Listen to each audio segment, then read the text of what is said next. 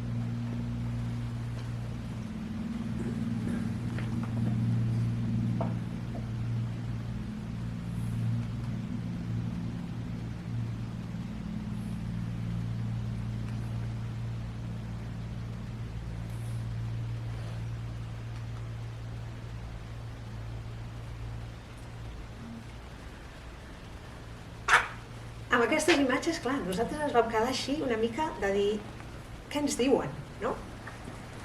Quina relació tenim nosaltres amb la natura quan ens demanen què representa per nosaltres, no? Fixeu-vos que hi ha moltes imatges i molt de pau, de tranquil·litat, de serenor, de passat, d'origen, no? Una idea, una natura, si voleu, molt idealitzada, molt gran, potser a vegades poc propera, però que representa un món que ens agrada, no? Per tant, ens dona bones vibracions Aquestes del final potser ja comencen a parlar una mica ja més d'aquella natura que li costa, no? Aquella natura que ha de resilient, problemàtica. I ara tot això lliga una miqueta amb la dir quina és la nostra idea, perquè la natura la tenim en una situació molt difícil, també. I aquí sí que voldria anar. Tornaré enrere quan?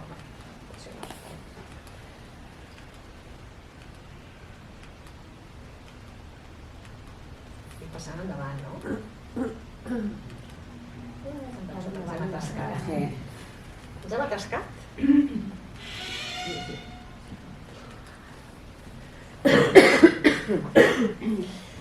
Per tant, què passa? Socialment no la tenim així la natura. Socialment la tenim en una situació d'amenaça. La nostra relació amb la natura, tot i que quan la imaginem la tenim molt idealitzada, a la pràctica és conflictiva. La relació entre els humans i la natura necessita una reflexió profunda i un espai d'educació important. Perquè el Covid ens ho ha posat de manifest, no? Quan nosaltres no hi som, la natura ens atrapa. Per altra banda, la natura està amenaçada. Els esforços que es fa per preservar-la són molt grans. L'estem depredant? Quina és aquesta relació? Com podem tornar a un equilibri? Aquest que és el marc de fons que hem de tenir, no? És ambigua la relació. Llavors aquí jo us voldria plantejar com poder-ho treballar des de l'escola. Per què? Perquè potser tenim aquesta visió tan gran de la natura que quan esteu en una escola d'un poble urbana de la ciutat dieu, bueno, i la natura on és? No? Aquesta és la natura que jo li dic N mayúscula, una natura gran, aquesta natura que heu vist en les imatges. Ningú m'ha posat un test en un pati d'una escola com a representant de la natura. És o no és natura, això? Llavors, per mi, clar, aquí hem de passar una idea, potser, de natura, natura amb N petita. I a partir d'ara parlarem N, natura amb N petita, en el sentit de dir aquella que és propera, aquella que potser s'allunya d'aquests mons ideals que han plantejat, però que és supernecessària perquè és el primer pas cap a la preservació de la biodiversitat. El que allò fem amb la natura en patim, no? I aquí tenim un joc important a l'escola entre dintre i fora. Perquè, clar, l'escola és un espai més o menys tancat, amb espais oberts, però com que tenim natura en altres llocs i no només amb l'escola, aquest diàleg dintre i fora l'haurem de fer a l'escola. Com ho fem, això? Com deixem entrar la natura en petit a l'escola? Perquè, clar, aquests nens de les vostres edats, els infants de bressol, doncs, clar, em direu, és que no podem anar a aquests llocs, clar, amb la facilitat que anem els altres. Evidentment, el que haurem de deixar és potser deixar-la entrar molt més i amb aquest equilibri poder treballar per preparar-nos per altres moments i altres etapes, no? Per tant, a veure, què tenim dintre de l'escola? Tenim aquests espais fantàstics, aquestes estances que vosaltres heu muntat. És un orgull, l'escola bressol, com organitza l'escola, adaptada a les necessitats de l'infant. Teniu estances, jardins, hort, menjador. I després teniu l'espai de fora, l'entorn proper. Hi ha algú de Potes-roges? Bien, ja m'ho va dir la Caro, que seríeu. Aquí teniu una imatge de Potes-roges, que la Caro, que és una companya vostra, doncs treballa amb nosaltres, des de l'equip, i pensava que igual ella també vindria, però doneu-li molt records. Tenim una altra formació. Està en una altra formació. Ens hem dividit. Per tant, dintre fora, aquest és el diàleg que hem de fer. Deixem entrar la natura dintre de l'escola i ajudem a veure-la amb la riquesa que té, malgrat que no estiguem en aquest món idealitzat de la N majúscula. I amb quines finalitats? Per què hauríem de treballar això? Clar, jo aquí... Si hem de construir una nova relació amb la natura, ens hem de construir una nova relació en el sentit de sentir-nos més dependents d'uns dels altres i nosaltres de la natura. Som totalment ecodependents quan parlem de la nostra relació amb la natura, interdependents quan parlem de la nostra relació entre tots nosaltres. La nostra relació millorarà si millora la nostra relació amb la natura. I per tant hi ha una ètica, evidentment, una ètica de cura, una ètica de protecció, una ètica de benestar, una ètica més ecosocial de l'escola. Clar, i una manera de fer-ho és reconèixer la biodiversitat. Per mi és molt important aquesta idea de la biodiversitat, perquè la natura en petit i la natura en gran està plena d'elements, d'éssers vius, hi ha una diversitat brutal i un dels problemes que hi ha avui dia justament és la pèrdua d'aquesta biodiversitat. Anem a la normalització de pràcticament tot. Per tant, això com ho farem? Establint vincles. Vosaltres sabeu com fer-ho, això, els vincles emocionals. Els vincles en què? Clar, vincles socials, vincles cognitius, vincles naturals. Hem d'ampliar potser la nostra idea de vincles i incloure la natura en petit en aquesta vinculació educativa que treballeu a l'escola. Aquesta seria una mica la idea de finalitat de fons. Podem construir més, ajudar els infants a construir aquests vincles amb la natura dintre l'escola a partir del que fem? Clar, això suposen reptes pedagògics importants. Com ho fem? Jo llavors he fet una llista de 6 reptes que segur que vosaltres en trobareu més, no? Era per organitzar una mica la mirada, no? Però 6 reptes i una mica els il·lustraré, no? Per veure el que hem fet fins ara i em direu doncs, si en teniu d'altres i si hi ha coses. Evidentment no és complet, només seran exemplificacions, però i que no ho pretenen abarcar tot. No? Primer de tot que ens hem de plantejar és els espais. No? Primer repte. En quins espais jo vull introduir la natura en petit i per tant la diversitat de formes de vida, de maneres de viure, etc. que tenim al voltant. Aquest seria... L'altre repte seria quins aspectes de la biodiversitat. Fixeu-vos que ara ja substitueixo natura per biodiversitat, perquè li dono aquest focus, treballar la diversitat de formes de vida. No? Doncs bé, quins aspectes de la biodiversitat podem deixar entrar a l'escola? Treballar-ho, no? Dins dels espais. L'altre, evidentment, seria les metodologies. Quines metodologies afavoriran aquest treball? L'altre seria el llenguatge. A mi, com a repte, m'interessa bastant el llenguatge, com parlem amb els infants, com representem les coses, quins llenguatges plàstics, verbals, etc. podem fer servir, no? Amb això. L'altre és com promovem l'observació i l'experimentació de la natura dins de l'aula, dins de l'espai, de l'estança, dins de l'escola. I l'altre, l'última, que és el repte de com promovem decisions, accions, què podem fer per promoure aquestes preses de decisions al voltant de com millorar la presència de la natura a l'escola i, per tant, l'establiment de vincles. Segur que en trobaríeu més, ja ens ho direu potser després. Anem pels primers, a veure, quins espais per introduir la natura? N'hi ha molts a l'escola i segur que ja ho feu. Evidentment aquí tenim el jardí, qualsevol estança, en qualsevol moment, pot tenir elements naturals. Tenim també la fora, la sortida fora, les observacions puntuals, l'hora del menjar, el joc al jardí, dintre o fora de l'escola, els moments de representar coses, la plàstica en quant a treball que pugueu fer. Per tant, a veure, aquí segur que me'n deixo, però són els que treballeu. A tots ells podem millorar la nostra vinculació amb la natura a l'escola, crec. A veure, aquesta és la part de quins aspectes de la biodiversitat podríem tenir presents a l'hora de fer decisions sobre com treballar-ho.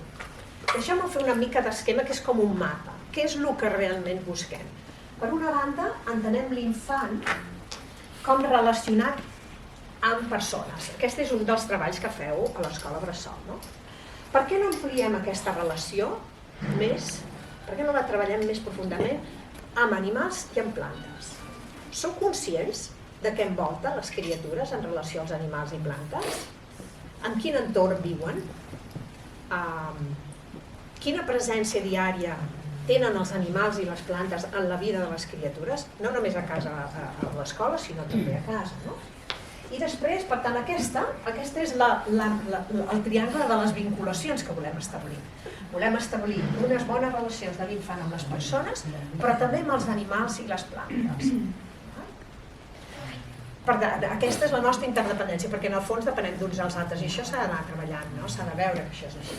I després, per altra, veure la nostra dependència de coses tan importants com és l'aigua. Hi ha una companya que està per Sí. L'aigua, la llum, són dependents de la llum. Tots, la nit, del dia, ho treballem com a, doncs, vingueu, el pas del temps, no? Però més que avui, el clima depèn de nosaltres depenem del clima. El clima doncs, és aire, és aigua. Per tant, com fem conscients els infants d'això? Com ho treballem una mica més, no? La calor. Dic calor per l'energia, però és allò, tots necessitem, tenim fred, tenim calor, però que en som dependents d'això, no? L'aigua, els materials, necessitem materials. Quan dic materials, no tant materials educatius com materials, no? Necessitem coses, necessitem menjar, necessitem elements per viure. I espai, necessitem espai. Per tant, aquesta, d'alguna forma, és també les vinculacions que necessitem treballar per poder tenir i entendre la biodiversitat que ens envolta. No? Aquests vincles, les metodologies. El repte de metodologies, aquí no m'estendré molt perquè és que teniu un munt de metodologies possibles i totes funcionen. Activitats de la vida quotidiana, segur. Com naturalitzeu les activitats de la vida quotidiana, com introduïu els elements naturals, no només el joc, sinó a l'hora de totes les hores que teniu.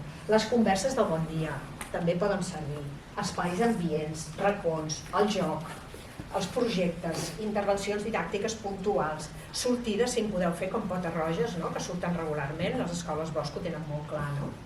Festes tradicionals. Per cert, aquí no estic per defensar les escoles Bosch, ho feu estupendo, però diguéssim que no és la solució a la natura i a l'educació a la natura, perquè si no la majoria d'escoles haurien de plegar. És estupendo que hi siguin, però no tothom ho pot ser. És l'espai, no som escola. No. És també que estem al mig de la muntanya. Exacte, les que esteu ho heu d'aprofitar i les que no farem la natura en petit, que és necessària per fer-ho, no? En aquest sentit. Però, per tant, aquí imagineu-vos la feina que tenim per poder veure com fem festes tradicionals més presents relacionades amb la natura. Totes tenen uns vincles brutals amb la natura, totes, perquè tenen la tradició de pagès, la tradició de camp, la tradició rural, les tradicions aporten món rural i el món rural està molt lligat amb la natura, no? Per tant, potser hem de repensar aquestes tradicions i donar-los aquest punt de connexió amb quina natura ens porten, no? I podem treballar més. I amb tot l'altre. Per tant, aquí això ho deixaria com una porta oberta per poder-ho treballar quan volguéssim. El llenguatge. A veure, quins llenguatges utilitzarem amb els infants per conversar? Com establim aquests vincles, no? A veure, la primera cosa, una de les coses que hem vist és el dibuix, no? És una manera de conversar amb els infants al voltant del dibuix, és una manera de representar, és un llenguatge, no? Evidentment, a vosaltres no us toca això, perquè és una mica més. Però poso com dibuix de dir quantes vegades representem la família, per exemple, no? Que això ho fem moltes vegades, l'evolució de la imatge de la família és una de les coses que es fa a segon cicle, no? Com va canviant aquesta imatge. I són presents els animals i les plantes? Quan un nen o una nena dibuixa una família i dibuixa els animals i les plantes, els animals més, les mascotes, etc. Les plantes són les grans oblidades, perquè les tenim en un lloc una mica decoratiu, les tenim molt al nostre servei, molt utilitàries, fan bonic, és dins del món de l'estètica. Tenim uns éssers vius, brutals, allà al costat, tan vius com nosaltres, tan vius com nosaltres. Clar, hem de començar a canviar, quan us deia la biodiversitat, jo crec que aquestes són les plantes, les grans presents però les grans oblidades com a éssers vius amb el sentit que volem treballar, no? Per tant, una manera seria veure com va evolucionant tot això. A l'Escola Bressol nosaltres això ho vam treballar fent una sessió també d'imatges de les vostres plantes o els vostres animals i veure qui més viu a casa vostra. Quan feu aquesta pregunta, qui més viu a casa vostra, doncs volem dir això, no? Moltes cases tenen potser ocells, no sé aquí per aquí a l'àrea metropolitana hi ha famílies que tenen ocells, molts ocells, hi ha una tradició rural que s'ha portat a les àrees metropolitanes. No? I per tant, cada nen tenia aquí la seva imatge, la seva planta o el seu animal al voltant, no? I amb això vam tenir una idea també de la presència que hi havia d'animals i plantes a les famílies de l'escola. No? Per tant, aquesta seria una altra cosa, és a dir, com incorporem aquests altres organismes a les representacions de l'escola. Després, a veure, el tema de l'observació i l'experimentació al voltant de diferents àmbits. Els canvis de temperatura, els canvis de... Jo sempre poso aquesta imatge perquè m'agrada en el sentit de que com la vam aconseguir, no? Aquesta cara d'al·lucinació absoluta sobre el que passa quan aquella aixeta hi baixa una cosa i ara hi baixa una altra cosa i qui l'ha posat aquí i això què és? Doncs com aquestes situacions, si mirem, si estem al cas en les estances que tenim o als jardins, sisplau, agafem-les, perquè el temps ens dona molts indicis per utilitzar i que les mestres hem de poder pescar.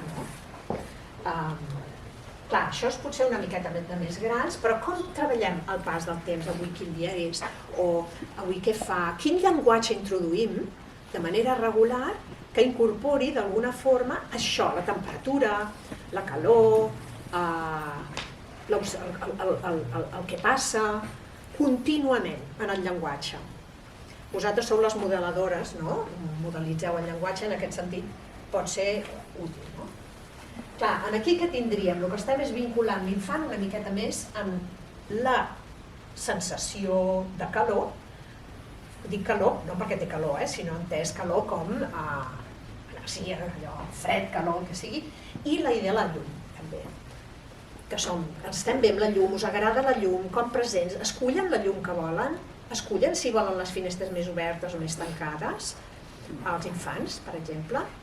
Al anar a dormir és obvi que, en fi, aquí teniu algunes decisions preses, no? Però poden prendre-les els infants, aquestes decisions sobre quanta llum volen en un moment o no, si obrim o tanquem les finestres. Això potser també seria una part d'actuacions que els posaria, els sensibilitzaria i els faria més dependents, més vinculats amb els factors ambientals. Què més? Podem fer entrar els animals a l'aula. Ai, el gran tema, a veure què diu educació i miro la gent d'educació. Estem perdent la vinculació amb els animals. Jo faig formació de mestres i tinc estudiants que han passat una secundària i que volen ser mestres i per tant amb vocació i tot. Estic un any treballant al Ai, que asco. Ai, per favor, ai, que asco. Un mestre, un futur mestre. Ai, que asco. Dic això perquè després ve això. Per tant, tenim com una... L'ai que asco és normalment la presència d'algun animal, dic animal, que té una forma estranya, que té una forma més llafiscosa, que té una forma petita que es mou ràpid, amb aquell inconscient, així com la natura en gran la tenim idealitzada. Si parlés d'animals i de bitxos, a més tenim aquesta paraula, potser l'hauríem de treure, bitxos, o més castellanitzada, però que ens fan fàstic. Estem programats per això? No, ho sento, no.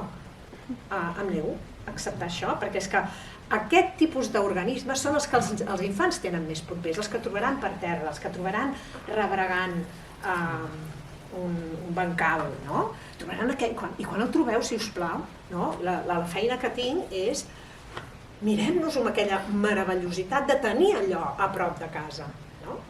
Mirem-ho, la descoberta, la sensació no de que asco, sinó que interessant. I aquest és el canvi que bàsicament vosaltres també heu de transmetre. Clar, us costarà potser una mica, no sé, ara aquí totes, però jo crec que això es transmet quan acompanyes l'infant i dius, que xulo. Deixeu-me dir només com ho hem treballat això, per dir que us serà molt... Jo soc una fan dels cargols. Està a la literatura, evidentment. Però aquí tenim la polleria Ima de Torreblanca i, clar, jo els vaig preguntar, sabeu si al mercat hi ha animals vius? Anem al mercat cada setmana, no? Hi ha animals vius? Sí, no, no, sí, clar, tots són morts perquè ens els hem de menjar vius, com és? Sí, n'hi ha vius, molt vius. Qui són? Ja algú ho ha comentat, no? Els cargols, no sé si sou de Lleida, si teniu família en Lleida, Tarragona, tal, però nosaltres som una societat que es menja els cargols amb una il·lusió brutal, per tant, anem a comprar-los per posar-los a la cassola. Doncs, clar, i mengem cargols amb una fruïció i com es fan, jo soc família de Lleida i us dic que tots ens trobem al voltant de veure a quin lloc fan la millor cargolada i encara no l'hem trobat, però són vius. Clar, perquè a vegades dius, com ho puc fer això? Segon problema que tinc del ai que asco, el segon és això va en contra dels meus principis. Jo no puc treballar amb éssers vius a l'aula perquè estic maltractant els organismes.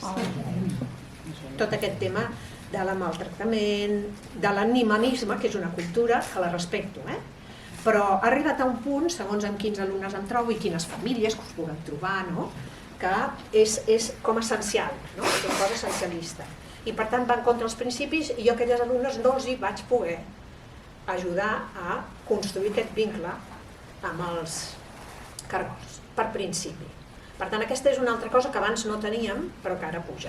Total, tot això és per dir-vos que el cargol és un característic que podem sembrar a la cassola. Gràcies a això vaig aconseguir algunes animalistes que s'animessin a fer-ho, perquè aquests cargols, si no, anaven a la cassola. Per tant, si els observàvem, podrien viure i els podríem deixar més lliures i podríem, llavors, salvar-los. Per tant, ho vam convertir, això, que a Lleida s'ho mengen, però ho vam convertir en un salvament dels cargols. I llavors què ens passa? Que clar, semblen morts, però és que clar, aquí hi ha molts factors ambientals. Imagineu-vos una cosa tan propera que ens mengem el poc que en sabem. Aquests animalons, a partir d'una temperatura, veieu, això és la temperatura, no? Aquí tenim 0 graus, aquí fins a 40 i aquí menys 20.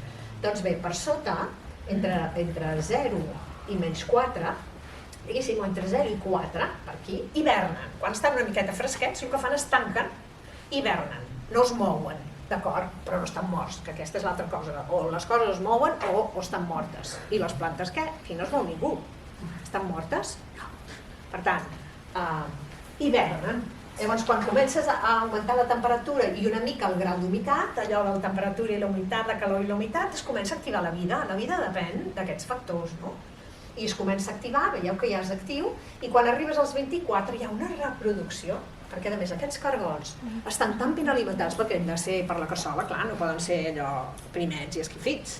Estan ben alimentats, han sobreviscut, i per tant resulten fantàsticament i en 2 setmanes teniu unes reproduccions i uns cargolets petits que comencen a néixer, és a dir, feu tot el cicle d'una manera fantàstica.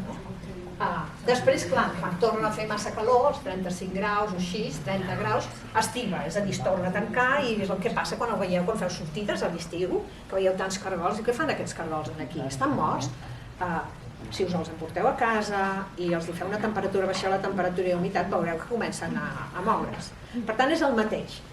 És un animal realment tan proper i tal que ens funciona molt bé per treballar tota aquesta observació necessària per construir aquest i superar aquest ai que asco, perquè els cargols també fan asco, en segons quins d'això. Amb això què treballem? La vinculació de l'infant amb els animals, amb la relació amb els materials, què hi donarem, què no, amb l'aigua, hi posem aigua o no hi posem aigua, ostres, s'han de mullar perquè podem ajudar, si fa caloreta, quan tenen fred, si els posem fosquet, si de nit fan moltes coses i de dia què passa, i si estan... En fi, que pot resultar ja bressol, jo ho veig possible, això. Nosaltres ho hem treballat i potser ho feu. Un altre repte d'observació i experimentació. Els infants trepitgen el sòl. Aquí tenim un altre tema de biodiversitat preciós. És com el de les plantes. Les plantes és decoració i el sòl és una rajola per passar.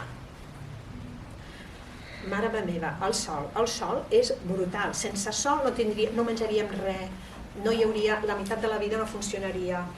El sòl és un món fantàstic. Llavors, clar, aquí una de les coses que podem fer és treballar amb els infants aquesta diversitat de sòls, perquè no tots els sòls són guais. Hi ha sols més bons, sols que no, la terra bona famosa per les plantes, però aquesta diversitat, a vegades potser amb aquests sorrals més higiènics que volem tenir a l'escola, potser no ens ajuden a la diversitat de sols que voldríem promoure, no?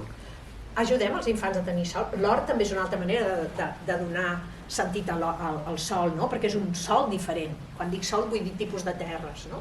Aquí hi ha infants que estaven treballant en diferents terres més argiloses de diferents colors, aquí més un humus més proper, i amb els infants abans de poder començar l'hort van fer tot aquest treball de manipulació, d'exploració i d'experimentació amb diversitat de sols. Ser-ne molt més conscients en això.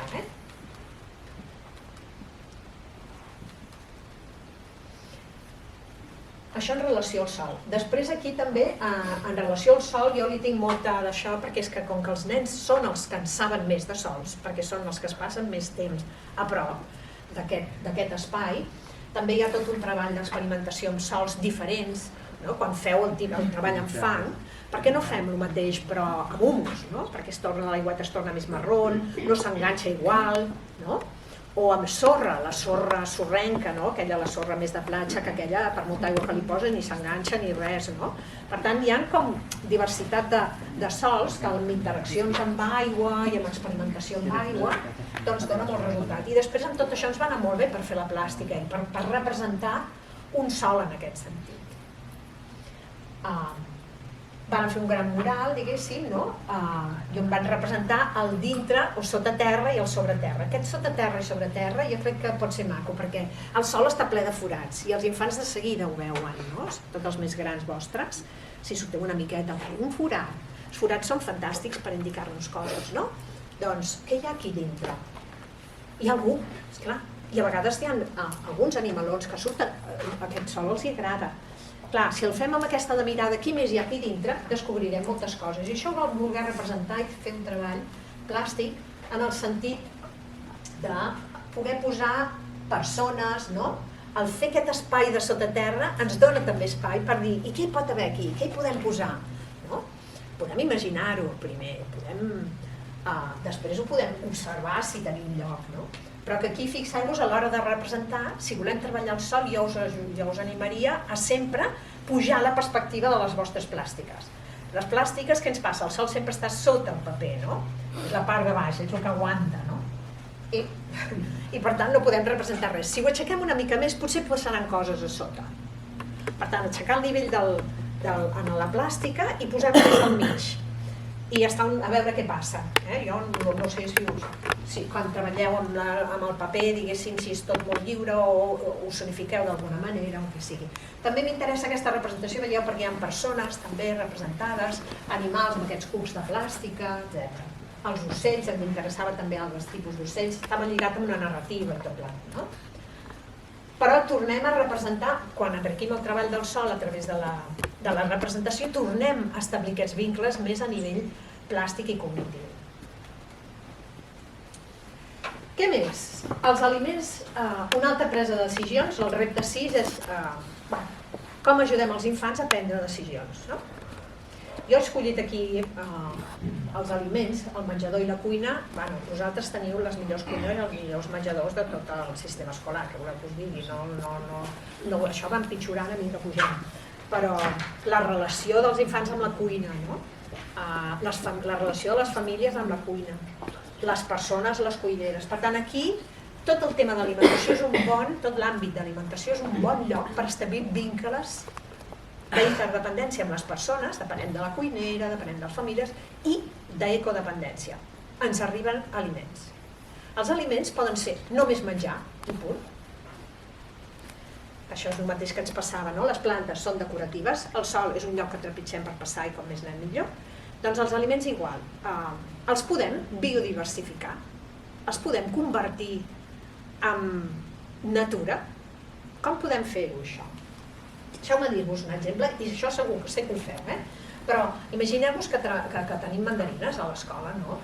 Podem optar a presentar-les pelades, no? Clar, aquí què fem? La idea de fruit no es veurà, no? La treballarem poc. Clar, si la presenteu en pela, a més de l'altre, ja tenim un pas més per relacionar-ho amb l'element natural, no?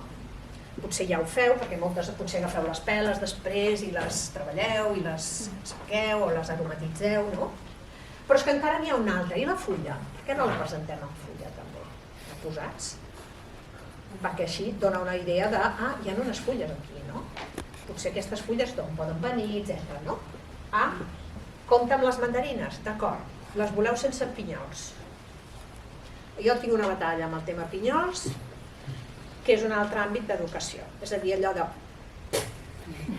Aquesta cara, això que us dic, és el mateix del que asco, i aquesta és la nostra relació amb les llavors. Ens molesten quan mengem, potser ens ennueguem amb els nens petits, això és veritat, per tant, com ho fem això és un repte que us poso sobre vosaltres a la taula. Si seguim amb aquesta cultura de que no ens agrada trobar llavors, que ja hi ha la meitat dels fruits sense, el raïm, les síndries, les mandarines. Sabeu què vol dir això? És que és important la conseqüència d'això, a nivell social i econòmic. Vol dir que fem els pagesos totalment dependents de les multinacionals. Vol dir això. Vol dir que quan tornin a plantar hauran de comprar les llavors de nou. I aquestes llavors passa com amb els pisos, aniran pujant i és el negoci, és el somni de totes les multinacionals de les llavors i de l'alimentació. Fer-nos dependents d'això. Per tant, on es mostra un projecte polític social de l'alimentació? En què es fa amb la llavor? Qui la té? Com es guarda? Com es recupera? Antigament i al món rural, la llavor es casaven i la gent, la dot eren les llavors. La dot dels casaments, parlo de fa un segle, dos segles, però era així. Ara, els camperols que volen una sobirania alimentària, la seva feina és fer aquests bancs de llavors. I el país ho té, tenim bancs de llavors per recuperar la diversitat d'espècies. Perquè això, si hem de tenir mandarines sense llavors, només ho farem amb una o dues espècies. Desapareixeran la diversitat i la varietat de fruits que tenim. Per tant, amb aquesta petita opció, si vosaltres aneu al mercat, dic no, és que jo el vull amb llavors. I ara n'hi ha que et posen, que té llavors però diu sense llavors, perquè ven més, però el té. Això m'alegra, amb el sentit de dir, ja val. Però, clar, mana el mercat en aquest sentit. La conservació de llavors, els bancs de llavors, hi ha escoles que ja ho estan treballant, recuperant les llavors, i és una feina que podem fer, i si menys no, que en sigueu conscients per veure com ho introduïm. Els nens què poden fer? Clar, moltes accions. Podem guardar les llavors i guardar-les amb cura, d'acord que potser no en farem res després, però les podem respectar, amb aquell respecte de dir, i les poso a la basura, perquè em molesten, sinó, ostres, una llavor. Aviat haurem de dir, ostres, una llavor. I si la guardem? I si la treballem amb cura? Mira, i quan acabem de menjar potser tenim les peles, però les llavors jo no les posaria al mateix lloc de les peles, perquè és que és l'embrió de la vida. És un embrió, punt. És que és així. Llavors, a partir d'allò, si li donem les condicions de llum, calor, etc., aquesta llavoreta creixerà i es formarà una planta nova. Per tant, el potencial de vida i de connexió amb la natura que tenim amb la ciutat passa per vegades per aquest tipus de petites lluites diàries, que són petites accions diàries de recuperació de la importància. Aquí hi havia l'altra foto, finalment, que és i per què no ens porten les mandarines amb una branca? Si pot ser. Clar, potser ens quedaríem sense arbres, no? Però aquí al Prat potser alguna branqueta allò de tant en tant. I sobretot també relacionat amb els pagesos. I aquí entro amb l'alimentació i la interdependència que tenim de persones com els que ens porten el menjar, no? De fora, no només les cuineres, sinó els de fora. Jo no sé si treballeu amb els pagesos que us porten el menjar, si ho teniu molt municipalitzat tot, si podeu tenir alguna entrada regular d'aquest personatge o d'aquesta personatge, però està canviant la generació del món rural. El món rural s'està jovenitzant, perquè esclar, s'han acabat, i hi ha unes generacions de gent molt